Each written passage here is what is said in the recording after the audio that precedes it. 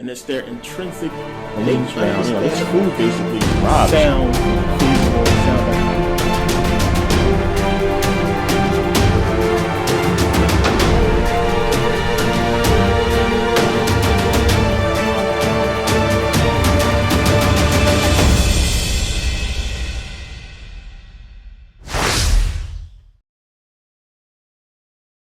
We conquered this shit.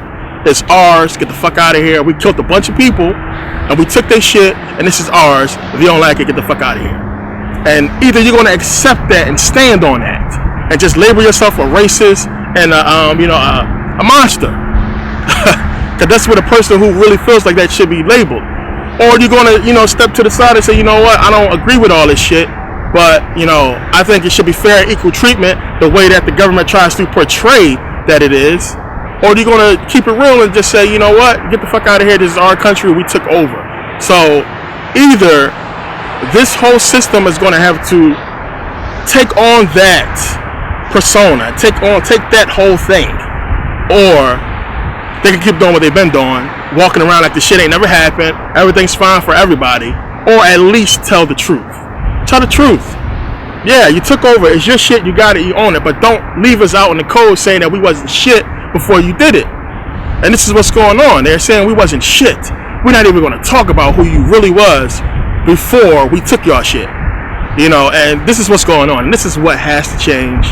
And education is the key to that. So this is why it's important that black people understand, learn true black history, not just, the Dr. King and Malcolm X and everything like that, but real black history.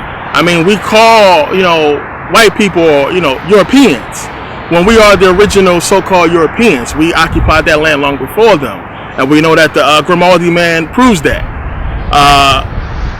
We have to really start teaching our children the real history. Even if they're not teaching it in school, they need to know it, so they can at least stand up for themselves when they get, to that point, if it ever happens. If they're not going to teach our kids the true history, our true history, we have to teach them. We have to. You got to teach them so they don't stand there silent when people talking about slavery, when people are talking about black people didn't accomplish anything, when they're talking about we wasn't kings and everything like that. And it's happening too much where people are silent due to lack of knowledge. They know in their head it's not right, but they don't have the words or the knowledge to put it together to say, oh, wait a minute. No, we had kings here. Wait a minute. We had Mali. I mean, even though there was Muslim, we had a whole kingdom there. The Songhai people is a kingdom. Even though it was Muslim, but it still was a kingdom that existed. Before so-called America. So before the colonies. So I mean, that is a proven fact that everybody knows. Everybody knows this. I mean, it's something that small. We need to start teaching. We need to start letting our children understand that Christianity, Islam, religion is not the only way. That before this stuff even existed, we were kings. That we ruled and everything was fine, and we didn't have to drop to our knees and pray to some white Jesus or to some Allah, some unseen God, some bullshit. And this is the fact. So I know people, soon as you start getting into the religion, everything changed. I have people send me messages or leave comments saying, yo, I was feeling you, bro, until you said fuck Jesus or forget Islam and stuff like that. Then I checked out. I mean, that's just a whole nother conversation, to deal with people of that kind of ignorance, because they obviously don't understand that keep us down as well. I knew I was doing my job when my son came to me and broke down the whole Noah's Ark story. I mean, he broke it down. He basically was like, well, wait a minute, Dad. The Ark was supposed to be smaller than the Titanic. How could they fit two of every animal on it? I mean, he asked the questions that a rational mind should ask without me saying really anything to him. And the thing is, I told my son, I teach him about Islam, Christianity. I want him to learn these things, to understand and know them, without giving him a choice as to what to worship, just to see if he can figure it out on his own, which he has. And he feel like, it doesn't make sense, it's bogus. When you pray, nothing happens. Everything he's been taught about the religion, he's seen on his own that it's a failure. Now, our children will see this. The problem is, you grown-ups, keep smacking them upside the head and telling them that they are wrong when they are right, and you know they are right. You know, oh, don't talk against the Holy Spirit. Don't talk against Jesus. You know, things of that nature. And it happened to me. When I was asking questions in church, you know, you get a shut up. Or you get a pluck. You know, boom, shut up. It happens. And we do this to our kids, and we have to stop. At least, if you don't know what to say to them, don't hit them. To make it, you know, to put that mark into their brain that this is wrong. I've been hit, so it's wrong. I'm not going to deal with it no more. You know what I'm saying? Because that sticks with you. You know what I'm saying? And you stick with that religion thinking that, you know, this was so right, or I was so wrong that I got hit. So I might as well not talk against the Bible. Let me figure what this whole thing is about. We have to start teaching the truth, because if they're not going to change the history books, then the same stuff is going to continue, people. And this is what we're seeing. So we're going to see this debate a lot more soon. A lot more people are going to be pushing for it. And we'll see, I mean, how it goes. We don't know who Trump is putting into office. We don't know who's already there, who has... I mean, obviously, people have continued this whole thing about miseducating black people, miseducating, you know, America, for that matter. I know it's things that have to do with budget. You know, we say that, you know, the school district budget reflects the amount of taxes that zip code brings in. So if it's a poor zip code, then they're not going to have adequate equipment and books to give them, you know, the right information or the tools they need to excel in school. And this is one of the problems that we're seeing. So it's just something that's going to have to change. And if they're not going to change it on that official academic level or what have you, we have to change it in our own homes and seek the truth, you know, pursue it and put it out. I hate seeing black people ignorant.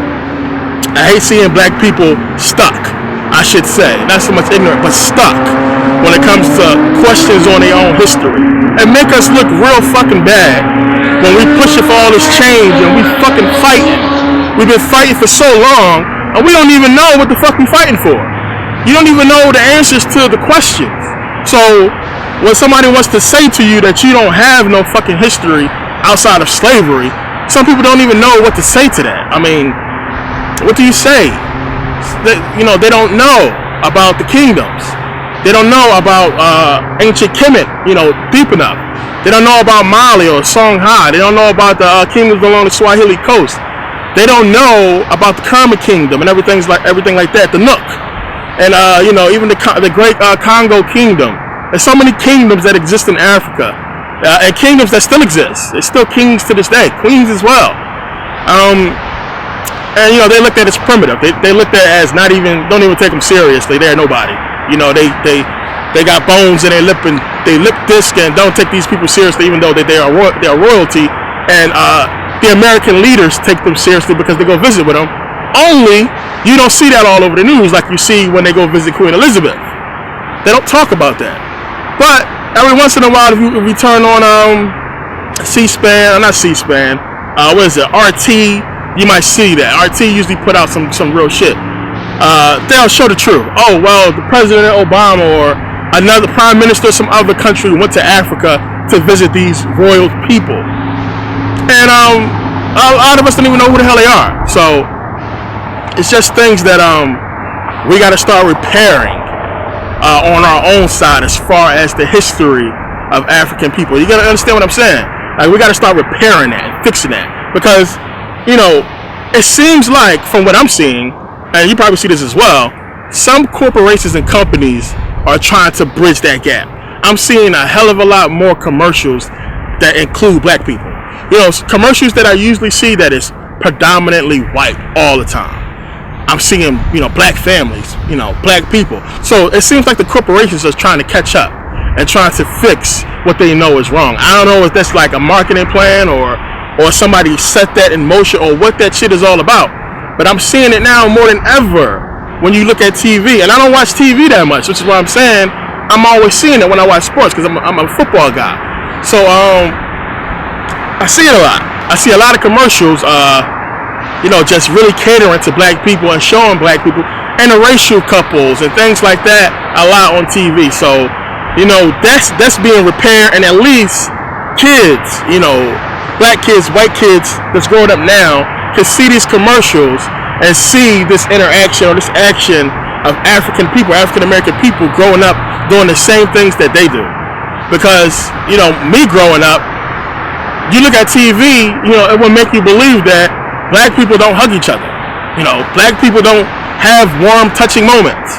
Black people don't do stuff or tell each other that they love them or fight for their women and all kinds of stuff like that. You usually only see, you know, beautiful things like that with white families. You know, we didn't have no superheroes when I was growing up. Things like that. All the superheroes white. You know, what's going on?